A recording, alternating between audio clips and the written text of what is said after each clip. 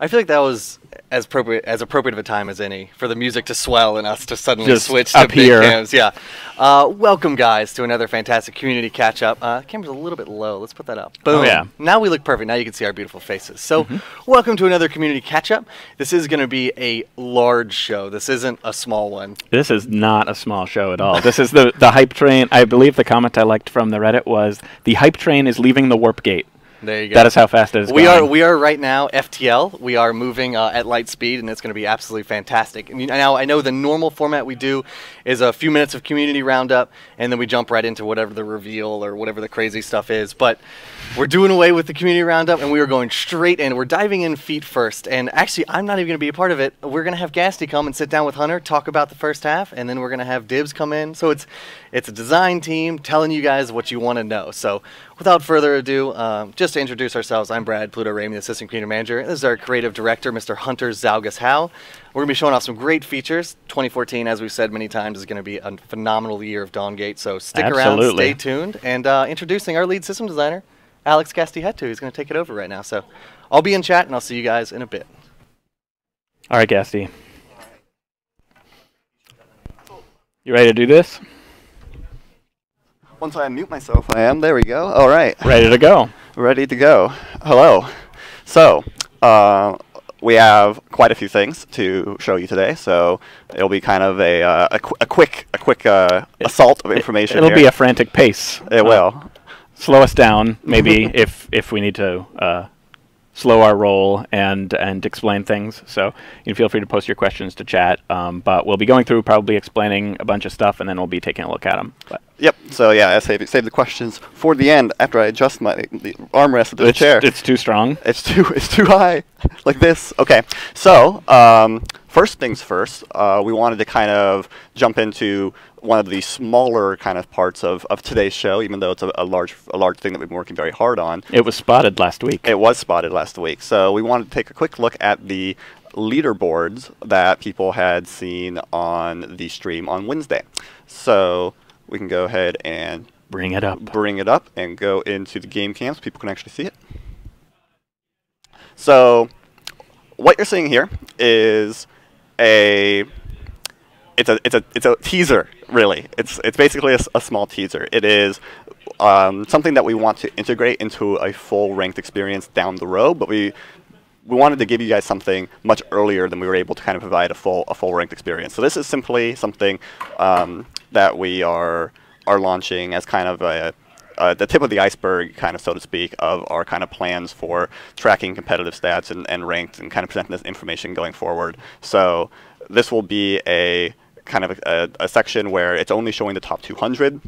We're going to be expanding the kind of data that is displayed here, but for the moment, what it displays is it displays your ranking as it is sorted by your matchmaking ranking. So although your matchmaking rating is not displayed here, it is going to, that is how it actually is sorted. So I will caveat that we are on our test environment right now. Yes. And so you will see that at the top of the rankings, the highest matchmaking rating is this person who's won 0 games. That's obviously not representative of what you should see on our live game, but this is generally what you'll see. Yes, so yeah, MMB6 is not the best Dawngate player in the world with 0 games won and 1 game lost. Some kind of matchmaking test robot, I think, is what that is. Right. However, this kind of gives you an idea of what the whole kind of experience here is going to be. So you can, something else to note is that it'll also show your most played shaper.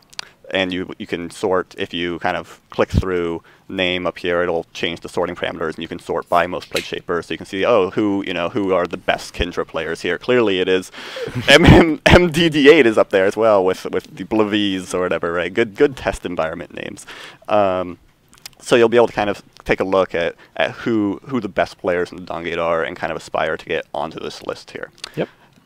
But this is something which is it's a relatively small feature in the grand scheme of things we're showing today. This is not the primary feature reveal, however, it is something we've been working very, very hard on, and it is a kind of teaser of things to come as we start rolling out some more community-centric, competitive systems down the road. Yeah, I mean, I would say that our goal is that the a ranked type experience is something that everybody's going to want to interact with in Dawngate. We don't want it to be like, oh, this like top 1% of the players play in this style, and everybody else plays in this other style. We want it to be fun for everybody. So that's our long-term design goal that we're working towards. And right now, this is just like the tip of the iceberg, to give you guys something as early as we can, and we know that the community obviously is hungering for this because MOBA Champion has created their ranking system as well. But this is top 200. You can see it in the client, and you'll see that with our next patch. Yep.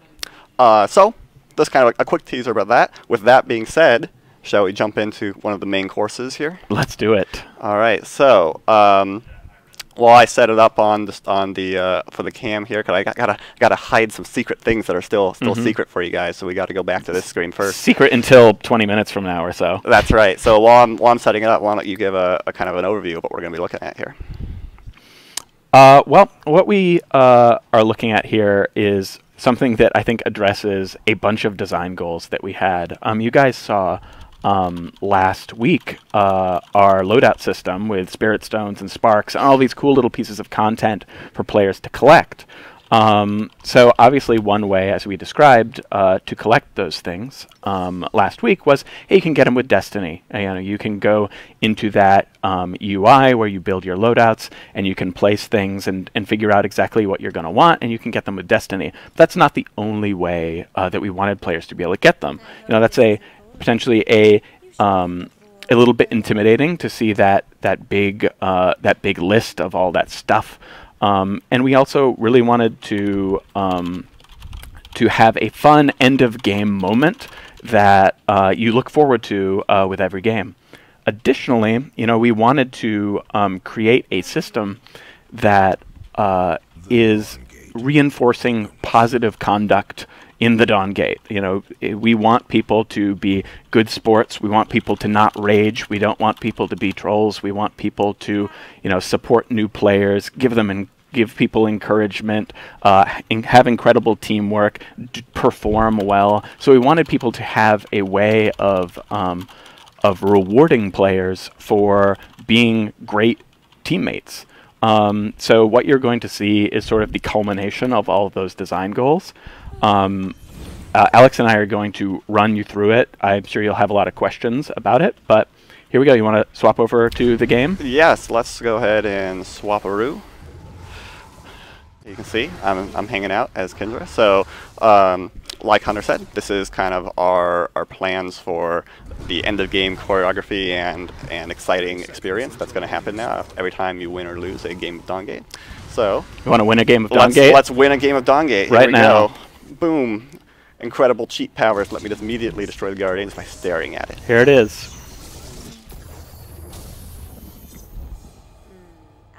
Look at that. Look at that sparkle. Pretty good. Pretty good. So new victory and defeat banners. In addition, this delightful experience. So the story behind Dawngate, as you may know, is that people are going for this power of the spirit stream. Well, we have Kendra right here getting infused with pure vitality. Something that you're seeing as well over here on the right is you have the opportunity, and obviously this is only a 2-player game, but you have the opportunity to choose people that you want to receive karma. And karma is a larger system in our game, but it essentially allows you to say, whatever criteria I want, that's the person I'm going to check. He's a nice guy. He did really well. And then we go immediately into the thermometron. We do. So we got incredible roll. An incredible roll here, which maxed out the thermometron here. And as you can see, there's a variety of bonuses that will kind of help increase your roll. There is, as you see here, there's roll bonuses for winning the game, for how long the game went, so encourages you to hold out even if you're kind of on the losing side of things. Karma, of course, so how much of a positive influence you were in the game, how many people voted for you, first one to the day, and we have, you can see here some teasers for some variety of other boosts that will be rolling out down the line. But what this is determining is what level of blessing the spirits are going to give you. So it goes anywhere between a common blessing all the way up to a divine blessing. Let's see what a divine blessing looks like. All right, let's take a look. Oh, it turns out he has no effects because we're on this internal build, which is a little bit broken. Oh no! What are you going to do? So normally he would be much more exciting looking, however, there's a bug that happened. So we can go ahead and take a look at some of the exciting loot that I got. So you can see there that it actually unlocked a shaper for me. So I got Michaela unlocked. I already had her unlocked, however, so it kind of converted her into a separate currency, which we can use to unlock some things. It's a currency which you'll be able to use that to unlock Spirit Stones and Sparks in the future. But for now, it's that feature is still kind of a teaser of things to come. But you can see I was able to actually get a full shaper unlocked there. So. Yeah, every blessing, is always going to have destiny, right? We are going to continue to give you destiny after every game. You get a destiny boost based on what level of blessing you got, and also a base value that is determined by how long was the game and what is a base value that we want to make sure that you have. But in addition, you just get a bunch of goodies, and this was like the highest level blessing you could get, so you got an entire shaper for free. Didn't have to spend any destiny on it. Yep. Awesome. So let's go ahead and check out the kind of, let's go through this flow again. Let me go ahead and switch back to the big cam here so that we don't reveal some secrets. That's right, Rybrush. A reward for not being a jerk. That's right. That's what the system has. Encourages players to be positive.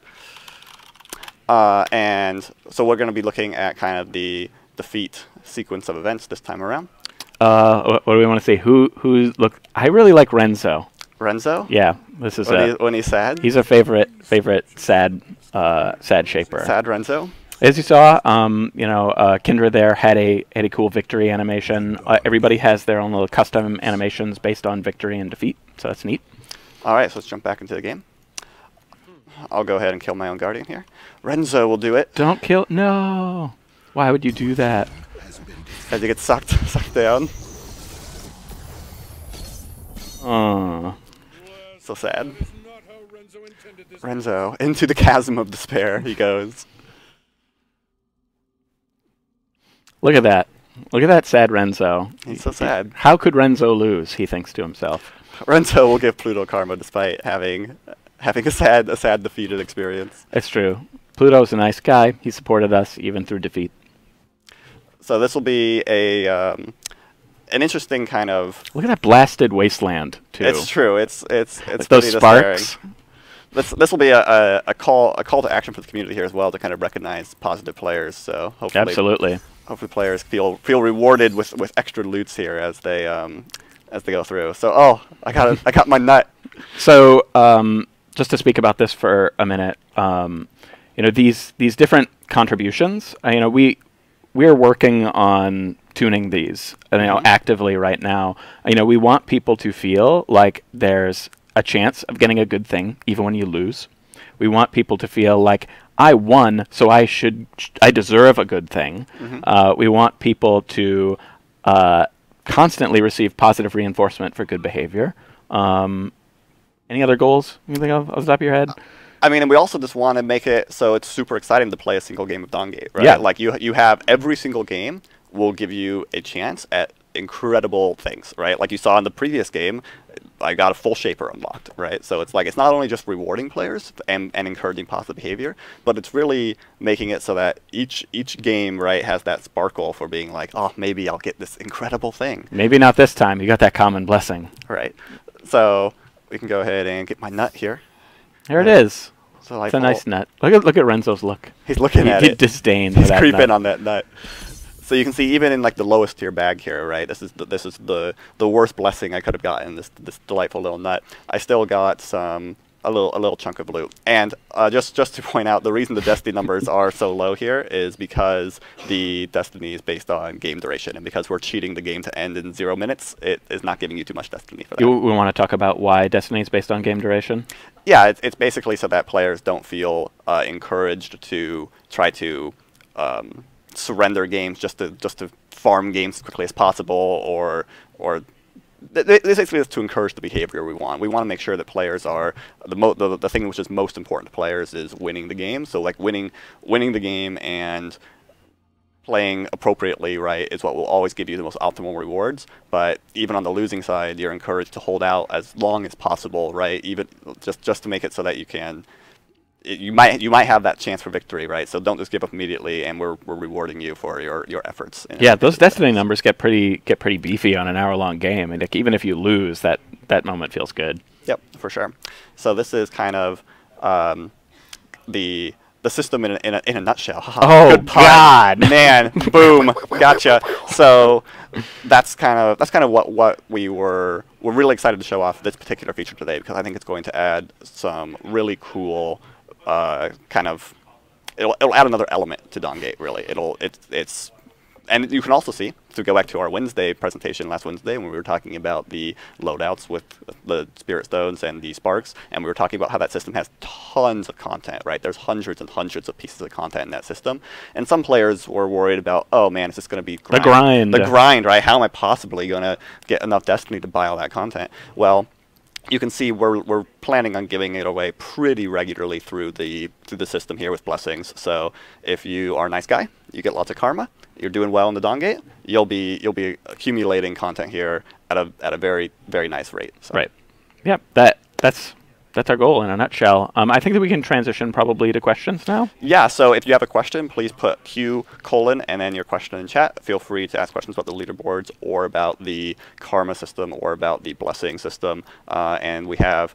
And this is not the only thing. We still have a shaper reveal to come, so we're going to try to run through questions here relatively quickly to make sure we give Dibs enough time to show you one of the probably the coolest shaper to enter the Dawn Gate yet. So the coolest ever. The coolest ever shaper. Oh, we've got some questions coming in right now. Let's see. Will people who disconnect and reconnect later during the game, Organic asks, be eligible to get loot, and how are we dealing with that?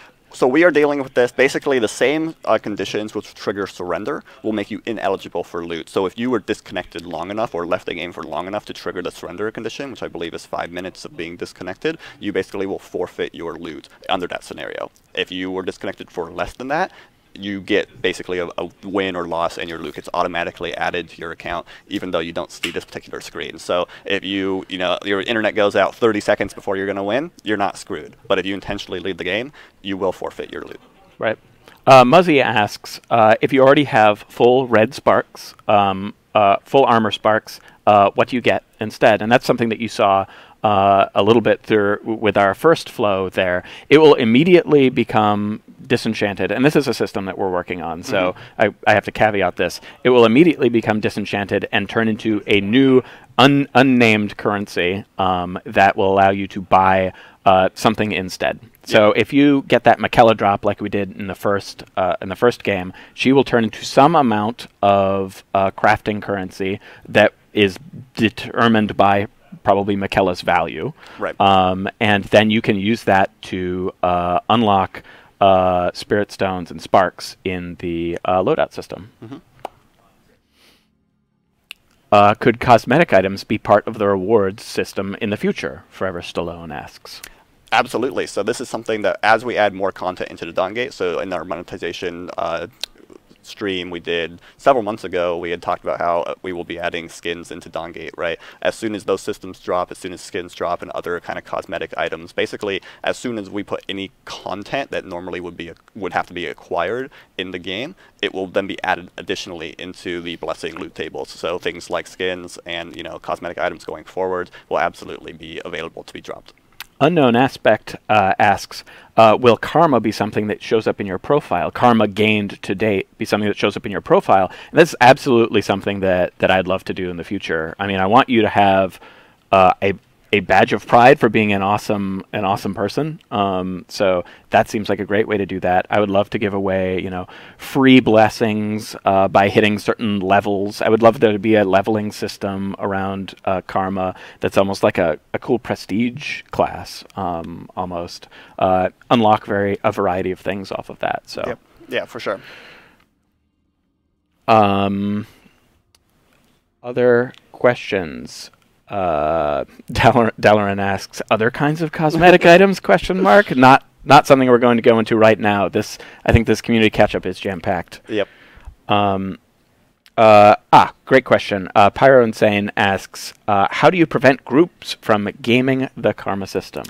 So the karma system has a variety of parameters in it which help prevent it from being exploited. So if you get different amounts of karma depending on their relationship to you, for example, if they are somebody you queued with, if they were your duo queue partner, their karma is going to be worth less to you than a random stranger's would. So there's a variety of parameters in place, that being one of several as an example, which kind of help mitigate any sort of exploitive cases. And this is something that we're going to be paying close attention to and updating and continuing to iterate on as we gain player feedback and we look at telemetry data on what players are doing. But for the first set of the system, basically you're going to be getting the most karma you can possibly get is actually if an enemy votes for you. An enemy, complete stranger voting for you. That's really good. That's super good. If he's just like, wow, that guy owned me so hard and he was so polite while doing it. He was like, you know, that game was delightful, my fellow gentlemen.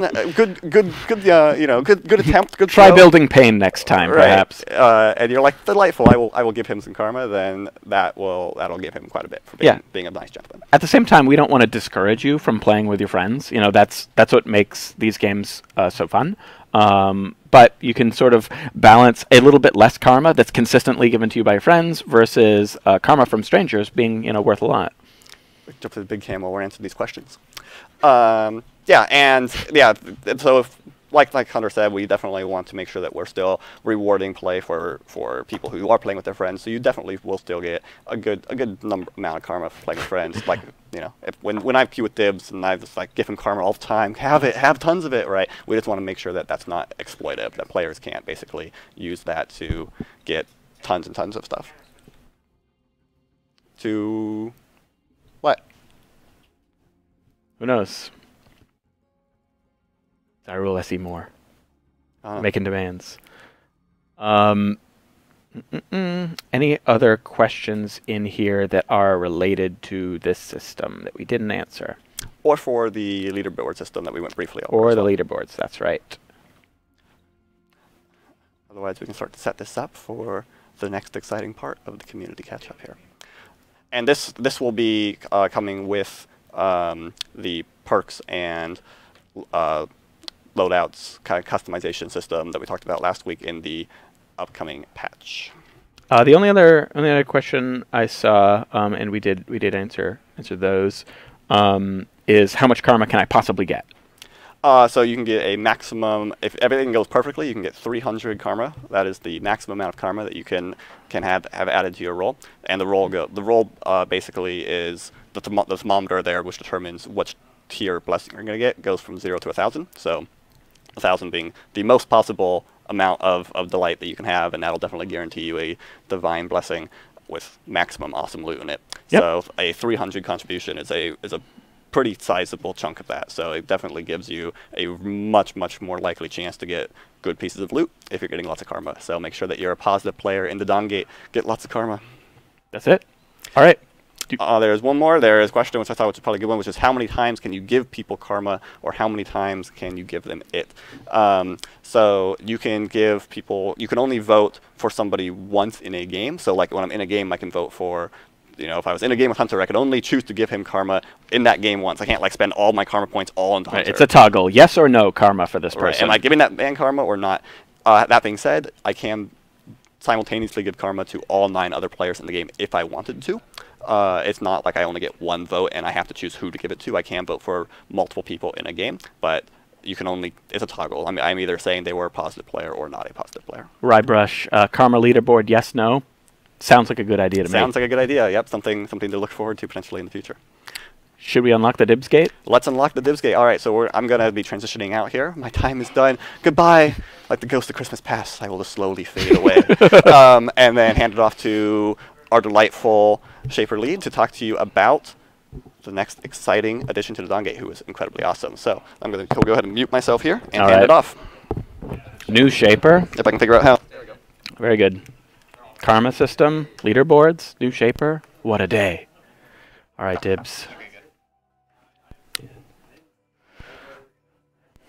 All right. Let Dibs get situated here. Hello. Oh, whoop, where's my mic? Is it there? Oh, there it is. Hello, can you hear me? Hello, Dibs, I hear you. Hello, guys, can you hear me on the internet? Yeah. This is my first time, I think, streaming since the 25-second stream delays, so not to be like, and here's the new guy.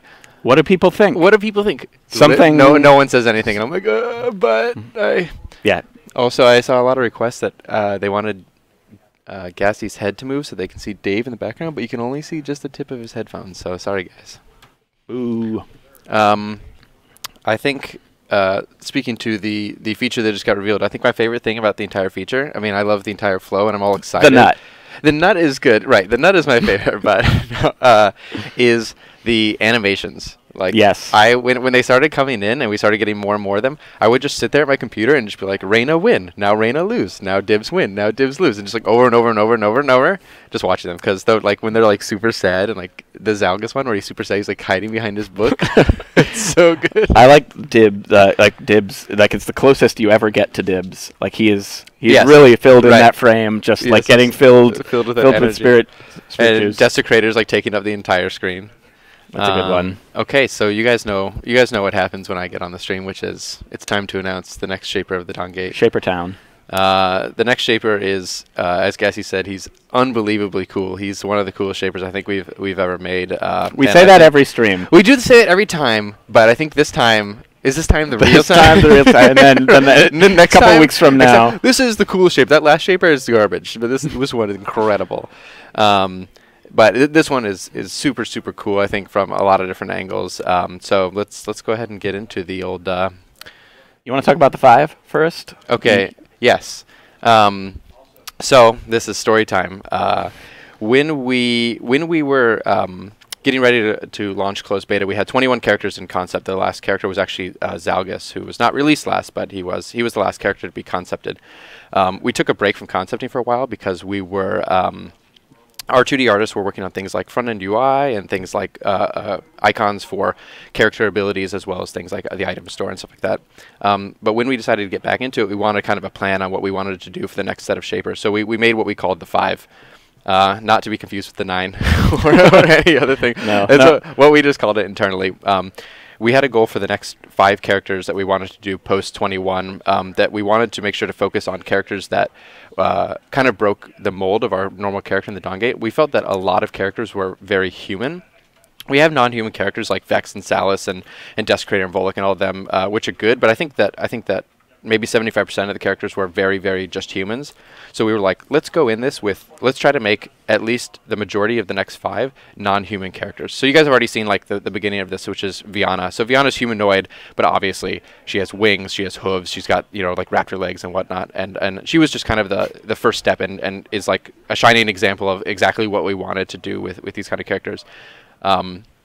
And the next character that we wanted to do, and to caveat this, these characters will not come out in order, at least one of them, and one of the coolest ones too.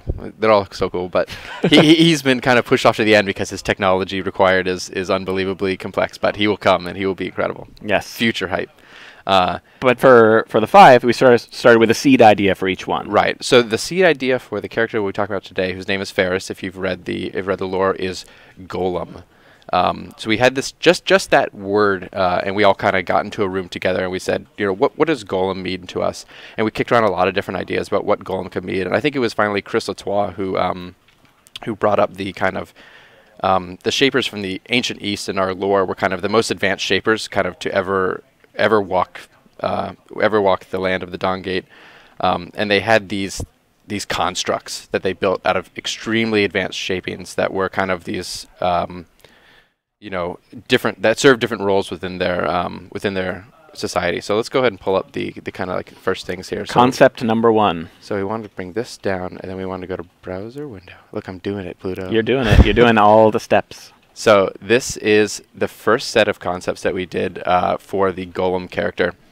So we had this idea that there's kind of like this construct from the ancient East, and that they're made out of kind of stone, but with these advanced shapings, and they have these various powery bits and floating chunks. But this is kind of like the most earlier exploration. We had over here, kind of in this right side, we had this these 2 different modes that this character could be in, kind of like a defensive mode and maybe a charged mode or some kind of offensive mode. And that was something that we kind of pocketed in the back of our minds for now. But you can kind of see up here, these are some of the original concepts we started going with. This kind of iconic energy focus points are on the chest and the hands and sometimes the head as well. So let's move on to the second concept. So this was as the concept started forming. At the same time that this concept was being made, like the kit was kind of being designed as well. At this point in time, the character was a mage, but that will change. A mage with kind of one of the things that I was focusing on was the importance of their basic attacks. So I wanted the character to be very, very focused around the basic attacks, which is something kind of difficult for a mage to do. It's something that I've tried to do a few times when I've been designing kits in the past. Like the original King of Mass passive, the original Dibs passive, which you guys haven't seen because they got removed because they were bad.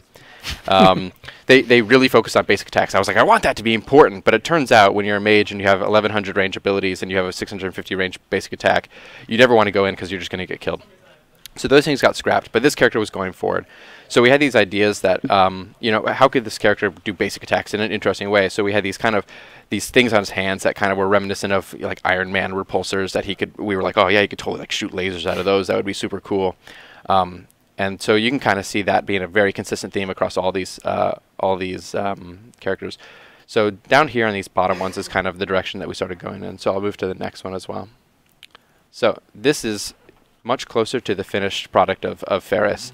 A lot of things that we built in here were based on mobility as well as a melee attack instead of a ranged attack. So I kind of, you know, brought forth the idea of what if we had this character be melee instead? A melee mage, like that's pretty rare in most circumstances unless they have some kind of really powerful defensive capabilities. So we had mobility, melee attacks, and defensive capabilities all in this one mage kit for a while in the video game, but it was kind of wacky, and some of the parts were kind of like he had like complete invulnerability as W, right? that was super fun to play against. Right. It reduced all damage dealt to him to 1 for everything that ticked. So you could hit an Amaranth Wave and it would hit you for 1. It would still CC you, but it was complete 100% immunity essentially. So those things were kind of sketchy, and we didn't really want it, so we kind of punted on it. So as we came to the final Faris, which I'm going to reveal, it's time to reveal the here he comes. The render. So this is the final render for Faris. Faris the Ancient is his title. Oh God, look at him! I know, he is an incredible construct. He looks super, super cool. About the time that we were the stream delay. This is when I'm. Oh, right. Now I'll wait for 10 seconds, and then you see like, oh my God, right. the hype. Right. He is like just unbelievably cool looking. Around this time, there was like I was kind of thinking about what I wanted to do with the kit, and it was like, you know, I think that the mage thing was kind of not working out, so I was looking for a way to build it in something else. And one of the things that we were getting, this is several months ago now, one of the things that we were seeing in the community was an ask for another assassin. Because we only had Kendra, and she's so lonely down there in that corner to the bottom right, just all by herself. So I was like, you know what? Look at this guy. Like, how could he not be an assassin? There's no question. Completely incredible. So we decided that's the way we wanted to go. Almost 100% of the mage kit was scrapped. I think that there was one ability that stuck around and kind of had, even that was heavily modified. So that kit went away. But one of the goals I still wanted to get with this assassin is the importance of melee attacks. I think that it was still really interesting and fun. I could see the kind of like the nugget of fun that we hadn't quite hit yet. So I really wanted to bring it into the core of Faris's kit. Something I just want to mention, just that I think when I'm looking at this is how well our artists nailed the concept of something that is very advanced and yet also at the same time very old. Like right. I love that sandstone and the weathering on him, right. and at the same time incredible, you know, futuristic death robot that right. these people built. Yes, he is extremely advanced. I'm going to go ahead and preface that right now. He is like, you know, far off into the future as far as advancements are concerned in the Dongate. The shapings back then were just unbelievably strong. So I think we should probably Let's get in there. Yeah, okay. I'm going to switch over to big cam and then there's some notes about the cloak on the chat, and that was actually a something that Will and Pat added, and I think the story behind that was that he sort of like took some tattered like banner from you know the ruins of the civilization that he came from when he woke up when the Dawn Gate opened, and then he just like put that on himself and right. went to town. Yep. Okay, so I'm going to select him here, make sure you guys can't see it good. Can't see all the secrets. but Oh, they are all gone. okay, face loadout. That's fine. Oh, I'm on your thing. Okay, got it. Okay. So You want to talk about the roles now as we're loading in? Yes, that's a good idea. So this is the first character that I've very confidently written. This character can be played in every single role in the Dawn Gate, which is a new generation. You know, like most characters, it's like, I think that there's a lot of characters that can go like 3, but this character, 100%, every single role in the Dawn Gate is adequate. I think he's a very, very strong laner, but he's also a very, very strong jungler. He's really good ganks. He's got really good kill potential for early game Predator. He's got really good last hit potential. He's got really good harass potential. So really, like, every single role is appropriate for Faris. I'll just choose Bread. Predator? Yep. All right, I think we're ready to hop in there. F1. Is that the way? That's the way. All right. So here he is, Faris the Ancient. Going to cheat it up here, as well as get a ton of monies. We're going to get about 200 power to explain one of his mechanics. Monitoring. So yeah. Take a good look. What is that? Alright, let's see if we can get the sound up. It was a little bit quiet for you guys, and I turned the audio up, and let's make sure that it's okay. I think maybe this much. And as always is tradition, I will go through a few of his flirts and jokes and whatnot. Obviously. Flirt always is the first That's one. what you have to start with, there's no question. Right. Administrative access granted to user. Proceed. Yes. No. Ah, so flirty. Let's Let's do a joke. until minions spawn. I do not understand modern youth. So much running, so few devices. Ah, good Chris Latois kid jokes. And then a taunt. Your anamnesis returns a result of 1.333739. Alright, and finally his dance, where he pulls into his anamnesis, which is his like memory core. And this will be indicative of effects to come. Minions have spawned. We watched the dawn rise from the tower, and I It's kind of remembering his past. All right, so let's get into abilities. All right. So let's go find our friends who are generally here. So let's level up. So when I level up Faris' Q ability, I passively gain increased basic attack speed as well as flat magical damage on all my basic attacks. My basic attacks will deal a percentage of the target's current HP as damage. So you see here, I'm dealing damage to Cerulean. Every attack I deal less and less magical damage as his current HP drops. Activating his Q will switch him into melee mode, which deals increased damage as the target gets lower and lower on HP. So if I go up to here, you see each additional hit deals more and more damage until it gets completely crushing, and then I get a huge kill on him. So Faris is our first ranged and melee swapping character. This is the core of Faris' kit. This is what makes him really, really powerful. This ability has a very short cooldown. It has a 1.5 second cooldown, which means he can swap it on the fly several times during a fight. Knowing when to be in melee mode and when to be in range mode is kind of the most important part about playing Faris. This makes him a very powerful ranged harasser as well as a very powerful jungler, which is what lets him kind of succeed in every role. You have slain an enemy.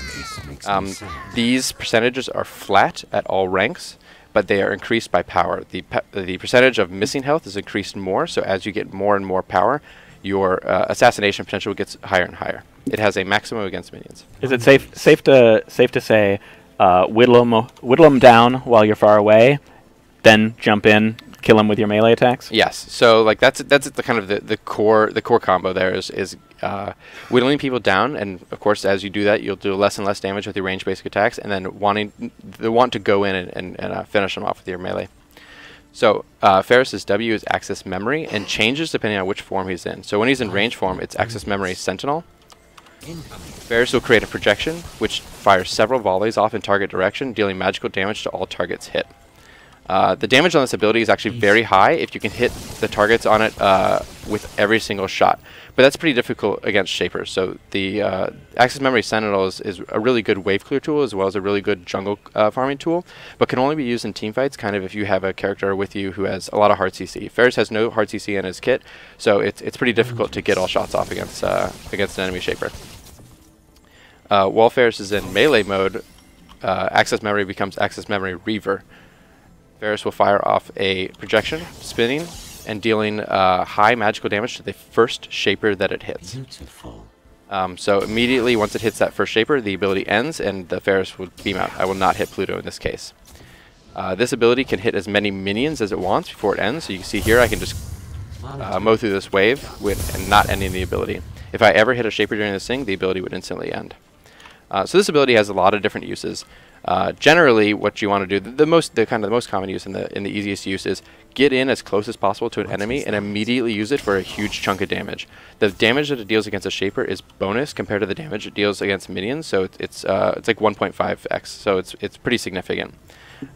In lane, it can be used for, let's kill a parasite here, go away. In lane, it can be used for decent wave clear. It's not as good as the range form W, but it can be pretty powerful. And if you can use it to both clear through a wave as well as hit an enemy shaper, it's very effective. Amazing. And it looks super cool. And it's got that nice chunk of damage too. Right. It's a very significant chunk of damage. Like if you use it kind of while you're in melee range with someone, immediately hit them with that, then start basic attacking them. You're going to be doing a ton of damage because their health is already pretty low. Yeah, I mean, the ranged version really is super versatile, right? The zoning opportunities, the wave clearing opportunities. Right. Like even if you use it in conjunction with the next ability to just kind of get some range harass off, it's really powerful. I think the best use of range form W is actually counter engage. If the enemy starts to engage on you, you see them hit a tailwind or whatever they have to start engaging, and you lay one of those down, they really have to think twice about whether they want to wade through all those shots to get to the enemy team. Beautiful. Faris's E is flashback. Faris dashes to target location, dealing AoE magical damage and slowing all enemies hit. Faris may reactivate flashback to teleport back to the original location he dashed from. So obviously this is a very, very good high mobility ability. It's very, very useful for Faris, both engaging and disengaging. Wondrous. When I'm in lane and I'm kind of poking down an enemy, and I'm poking down an enemy shaper, I'm waiting until they get relatively low health, and then I want to change forms, dash in, get a few attacks off, and then immediately teleport back. The faster your attack speed gets as you rank up your Q or if you buy haste, the more attacks you'll be able to get off in that 3-second window before reactivating. There's a little effect here to let you know when you're about to run out of time, and then you can teleport back. If I wait too long, the hologram that I left behind will teleport out, and I won't be able to reactivate. So this is a really good ability, both in lane, in the situation I just described where I want to go in and use my melee attacks, but also for ganking as well. The slow value starts relatively low at 25% and ranking up to 45%, but it's still a really effective gank tool, and allows Faris to get a lot of free basic attacks off. Okay, so Faris's ultimate. Faris's ultimate is complicated. Yes. It's simple and complicated at the exact same time. So I'm going to show it to you first in two different situations, and then I'm going to explain it. So this is Faris's ultimate. Faris's ultimate is called Final Protocol. Final Protocol. Yeah. Now that's a cool sounding ultimate. It's a cool sounding ultimate. All right. Your heads. So that is super cool, incredible missile salvo. Okay, so now Pluto's going to interact with me here on this next one. Refresh. Life in abundance. So you'll see that the second time that I fired, I hit both targets. The first time that I fired, I only hit one. So the way that Final Protocol works is Faris creates a projection right in front of himself that begins targeting an enemy shaper. For the next 2.5 seconds, any other enemy shapers that enter that ring will become targets as well. Once the targeting is locked, he'll fire off those missiles that'll be split between all targets in the targeting ring, or that were in the targeting ring during the targeting period. So if in the first case, when I fired against Cerulean there, I hit him with all 5 missiles. If his entire enemy team was right around him, I would only hit each shaper with just 1 missile, and the overall damage would be the same, but per shaper would be very, very low. Unlike some abilities that have multiple hits like this, there's no damage fall off for any hits past the first one. So the 5-hit case is very, very powerful, and the 1-hit case is just completely negligible. Isolated target running around your jungle. Right. You're gonna have a bad time with that ultimate. You're gonna have a bad time.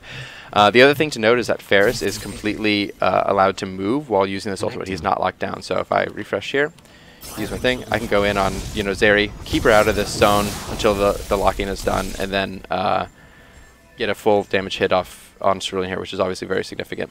That's dirty. That is dirty. It also has no leash range. It will go as far as possible. I remember like that one time we had a really good experience where I was here and I targeted a Nisa who was super low health. She blinked over here and ran off in the W, and I was like, no, it's over.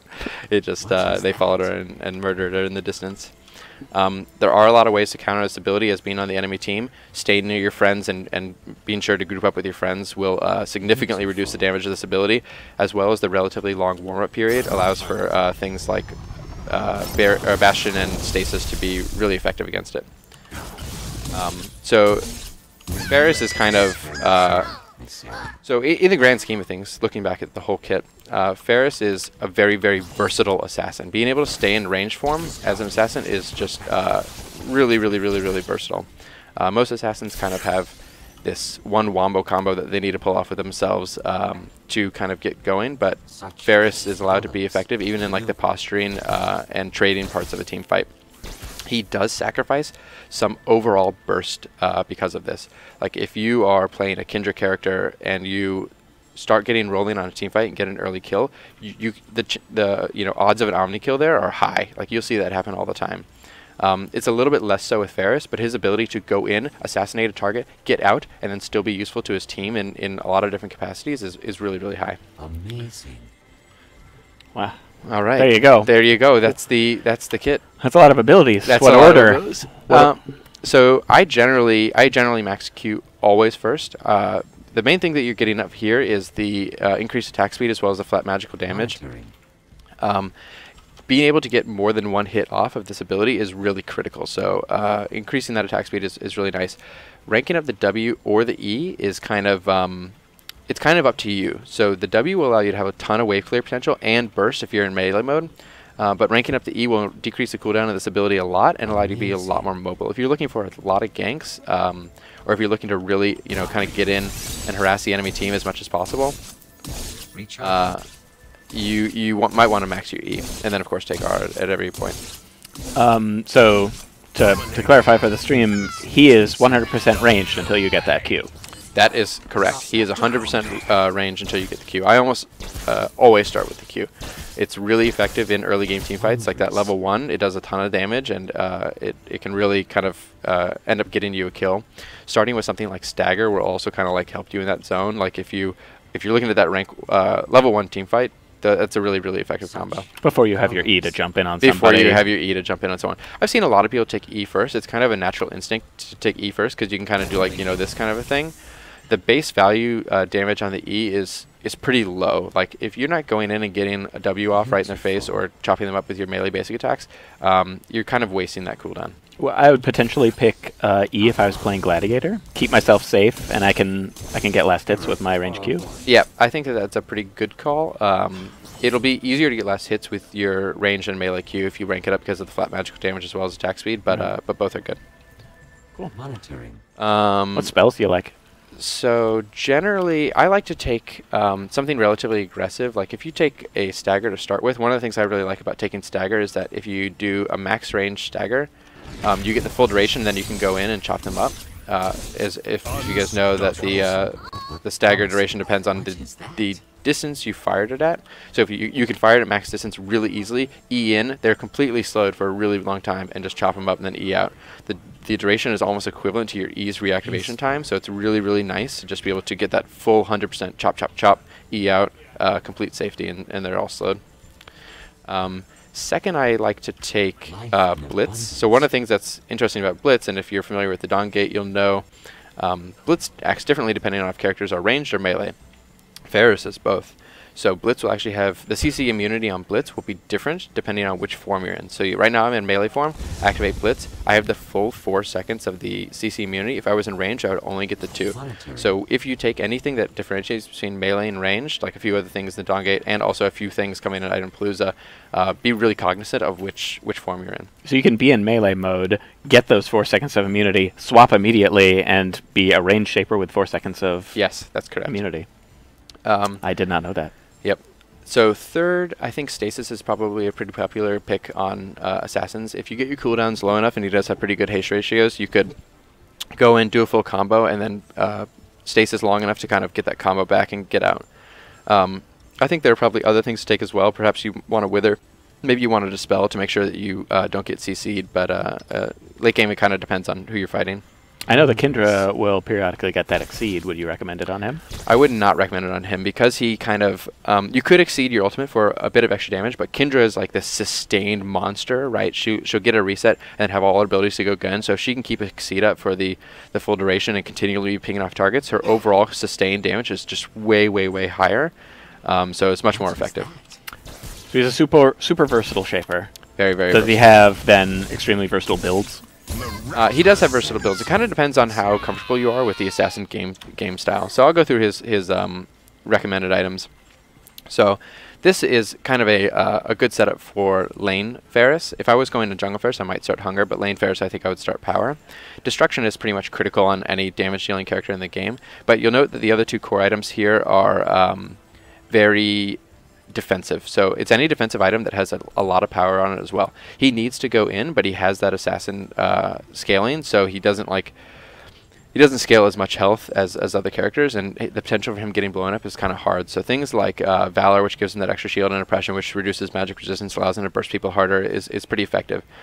Veracity and Conquest are both very effective on it as well. He can build up the stacks of Veracity before going in or before attacking very easily with his W, very easily with his ranged basics. And Conquest is also good as well. If you have Conquest and you go in with an E and just get one chop off on someone, it's going to completely devastate them. You can E out and just kind of, that's like a total win trade. It's really hard to trade against that. And even the mode swap will charge your Conquest, The mode swap will not charge your concept. So the mode swap counts as a utility ability, which there's only two other examples of in the game, which are Reyna's W and Zeri's W, the butterfly and the shield. Both those have really low cooldowns, and they can't be reduced by haste or CDR. They're kind of this utility ability we want to be in a very specific nature. We don't want Reyna accidentally proccing Hope when she doesn't want to. We want to know she's engaging on an enemy. So Conquest will only be procced by it will be procced by all his abilities other than his Q. So defensive items, there's two here. So Rampancy is good. Again, you need power as an assassin. If you try to get off of it, you're going to not deal enough damage. So health and power is a good combo here. Hope is really interesting too, because the damage reduction lasts for 3 seconds and your E's reactivation cooldown is 3 seconds. E'ing in on enemies and proccing your Hope and then chopping them a few times will actually leave you really resilient for that short period, and then you can E out and hopefully get out alive. Well, all right. Do you want to talk about playstyle? You know, team fighting. Right. So like I said, Faris sacrifices a lot of burst for versatility. He has a lot of burst, but not as much as Kindra in the assassin category. But his how versatile he is in teamfight is really high. So during that period in the kind of posturing right before a teamfight breaks out, being able to hit those front characters with your basic attacks will deal a ton of damage because often they're tanks and bruisers who are building a lot of health. Since the damage is based off their current health, it's really effective against tanks. Of course, people can build MR against it that will reduce the damage, but it's still a really effective strategy. During team fights, you really want to look for those low health targets. If a Nisa or an Amaranth is getting really low in the back line, like a really squishy target, you want to almost dash past them and get lots of attacks off and then get back out before their tanks come to their aid. Looking for targets to ult during a team fight is kind of really important too. If you can get someone isolated and then move in and keep one of their allies away from them, that's how you're going to maximize the damage with the ability. So I'm seeing lots of claims of, oh my god, this guy. Yep. How do you stop him? So he is an assassin. Like every other assassin in the game, he is most susceptible to CC. So a stun, a silence, particularly a root, will really mess him up because he cannot activate or reactivate his E while rooted. Additionally, his E makes him relatively predictable. So if you see him dive in super deep with his blades out and he's chopping over here, look for where his hologram is. He's going to have to teleport back to that if he's dived too deep. I had a situation yesterday where I was playing against a Faris. I knew he was going too deep, and I was playing as Moya, and I just sat next to his projection, and then when he got back, I just beat him up immediately. So look for ways to predict his movements. But that and CC, and then also coordinating with your team to counter that ultimate. If you can get even just one other person in your ultimate range, you're going to really reduce that damage and allow characters who otherwise would have gotten blown up to survive. You want to show that death animation? There's people calling for it. Of course. Clearly. It's pretty good.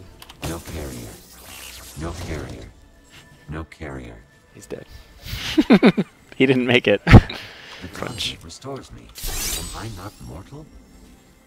Want to go into Q&A? Yeah, let's do it. Let's do it. All right, guys.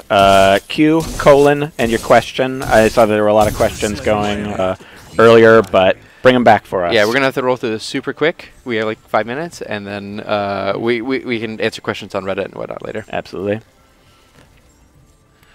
Okay, I saw, do his abilities give vision? No, the only ability that gives vision is his E. So if I E over here, I'll get a short vision range around my projection and be able to E back. But if I use my range W, for example, no vision will be gained. Monitoring. I can tell if a Shaper got hit. If I pass it over a wall and I see that it ends early, that means that I hit a Shaper. Is there a max range on his E? There is not. He only has one mobility trick, but if he can walk about as far away as possible in 3 seconds, and then teleport back. Oh yeah, we'll show the victory screen before we get down. Yeah. I guess that'll become a new part of the... yeah. Can you E through walls? You absolutely can. What's the name of his Q? Oh, the name of his Q is Reconfigure. Oh, I guess I didn't say that. Sorry. The name of his Q is Reconfigure. What's his range, auto range, and basic AD ratio? So yeah, that's a good question. So when he is in ranged form, he has the exact same basic attack as a ranged mage. So he has poor scaling ratios on damage for his the physical portion of his basic attack, as well as poor haste ratios. And his range is 550, same as ranged carries and ranged mages in Dawnggate.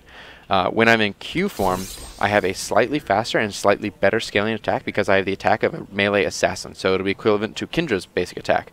Additionally, while I'm in melee form, I also gain the move speed of a melee assassin, so he is slightly slower when he's in range form and slightly faster when he's in melee form. Always remember that when chasing or trying to get someplace really quickly. Ichihafu asks, is passive damage on monsters capped? Yes, it is. The cap ranks per rank of his Q, and it maxes out at 210. Shared W cooldowns for both modes? Yes. Good questions, and I'm Tulsa's on it. Tulsa's on it. He does have shared cooldowns. So if I use my W here, oh, I'm sorry, I'm in God mode. If I use my W here and then switch over to Q, it'll have the exact same shared cooldown.